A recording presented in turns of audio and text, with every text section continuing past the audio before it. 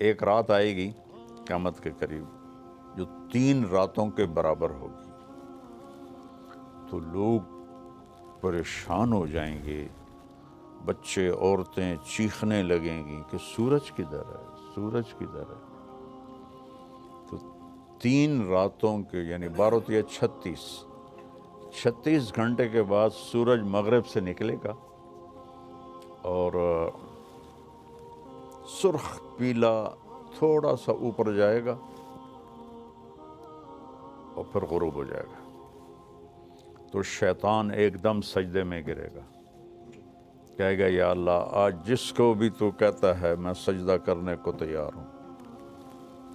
تو اس کے چیلے پوچھیں گے کہ استاد جی یہ آپ کیا کہہ رہے ہیں؟ کہیں گے یہ میرے مرنے کا سب سے پہلا سائن آ گیا ہے۔ لیکن اس وقت توبہ بند ہو جائے گی،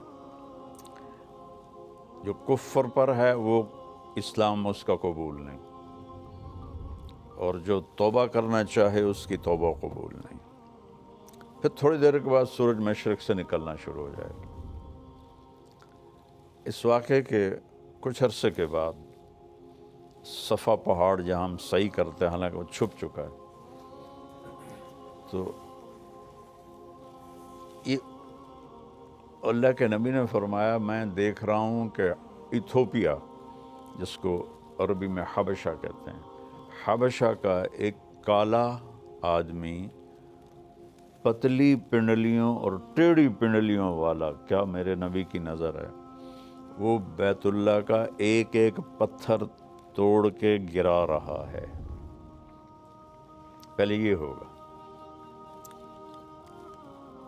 جو بیت اللہ ٹوٹے گا تو پھر یہ اتنے بڑے بڑے ٹاور کون اور کیسے توڑے گا، یہ تو اللہ کو پتہ ہے، لیکن انہوں نے فلیٹ ہو جانا ہے۔ یہاں کتے پیشاب کریں گے، میرے نبی نے فرمایا مدینہ انسانوں سے خالی ہو جائے گا، مکہ انسانوں سے خالی ہو جائے گا۔ گزرنے والے قافلے کہیں گے یار لگتا ہے یہاں کبھی آبادی ہوگی۔ ابھی آپ اس آبادی کو دیکھیں، پھر حج میں آبادی کو دیکھیں، اور پھر آپ میری بات کا تصور کریں تو آپ کہیں گے یہ تو ایسے ہی مولانا صاحب بات کر رہے ہیں، اور میں اللہ کے نبی کی آپ کو سنا رہا ہوں کہ گزرنے والے لوگ کہیں گے یار لگتا ہے یہاں کبھی کوئی لوگ رہتے ہوں گے، لوگ رہتے ہوں گے۔ تو جب بیت اللہ کو توڑا جائے گا تو ان بلڈنگوں کو اللہ کسی زلزلے سے توڑ دے، یا اس وقت کوئی ٹیکنالوجی ایسی ہو کہ وہ ان سب کو ایسے فلیٹ کر لیں، تو صفا پہاڑ ننگا ہو جائے گا۔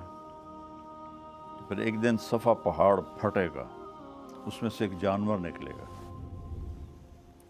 جو سارے اہل ایمان کے ماتھے کو ٹچ کرے گا، ایسے ایسے، صرف اہل ایمان، کافر نہیں۔ تو اس کے ایک ہفتے کے اندر سب اہل ایمان مر جائیں گے اور صرف کافر رہ جائیں گے، جانوروں کی طرح۔ یتہارجون تہارج البہائم، وہ سڑکوں پہ اس طرح فحاشی کریں گے جیسے جانور فحاشی کرتے ہیں۔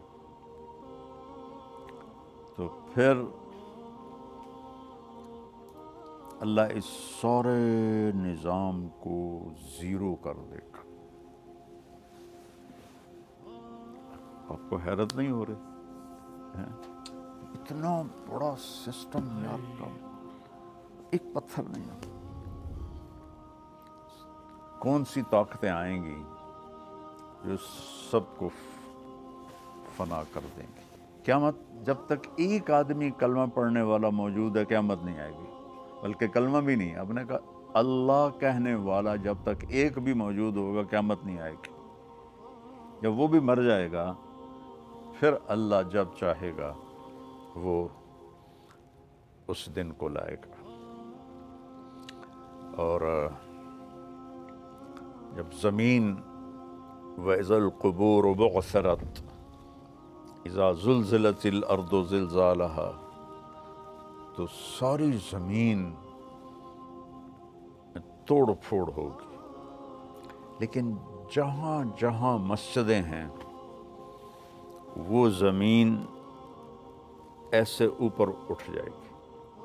اب کینیڈا کتنی دور ہے، اور کینیڈا کا جو نارتھ ہے وہ کتنی دور ہے، وہاں وہ کالے ہمارا مسجد بنی ہوئی ہے، ایسے وہ زمینیں اکھڑیں گی، ایسے ایسے ایسے ایسے، اور وہ فلائنگ شروع کریں گی، اور وہ اڑتی اڑتی اڑتی اڑتی اڑتی اڑتی مکہ پہنچیں گی۔ تو جب یہ ساری دنیا کی زمینیں، مسجدیں کی زمین مکہ پہنچیں گی، تو پھر بیت اللہ کی جو مسجد ہے جتنی بھی بڑی ہو جائے، اس سے بھی شاید بڑی ہو جائے، وہ ساری ایسے اکھڑ جائے گی، اور وہ ساری مسجدیں اس کے ساتھ ایسے گیٹ ٹوگیدر ہو جائیں گی۔ پھر وہ وہاں سے فلائنگ کریں گی اور مسجد نبوی پہنچیں گی۔ یہاں تو کچھ بھی نہیں ہوگا، اور بیت اللہ کا بھی کہ وہ جگہ ہوگی، بیت اللہ تو کوئی نہیں ہوگا۔ وہ جگہ جب یہاں وہ مسجدیں پہنچیں گی تو بیت اللہ کی جو جگہ ہے وہ کہے گی السلام علیک یا رسول اللہ۔ وہاں تو کسی چیز کا نشان نہیں ہوگا، اللہ تعالیٰ اپنے نبی کی قبر بھی مٹا دے گا، لیکن نشان تو ہوگا، کہے گا السلام علیک یا رسول اللہ۔ پھر مسجد نبوی بھی اکھڑ جائے گی، اور پھر یہ ٹریول کریں گے مسجد اقصیٰ کی طرف۔ آسمان کا جو دروازہ ہے وہ مسجد اقصیٰ کے اوپر ہے۔ دیکھو نا، اپنے نبی کو مکہ سے نہیں اوپر لے گئے اللہ تعالیٰ، مسجد اقصیٰ لے گئے، وہاں سے پھر اوپر لے گئے۔ تو پھر یہ ساری مسجدیں، بیت اللہ، مسجد نبوی، باقی مسجدیں مسجد اقصیٰ پہنچیں گی جو اس وقت فلسطین میں ہے، پھر وہ اکھڑے گی، پھر ان سب کو اٹھا کر اللہ جنت میں ڈال دے گا، اور باقی سمندروں میں آگ لگ جائے گی۔ پھر کتنے سمندر ہیں، ان میں جب آگ لگے گی تو وہ کیا منظر ہوگا،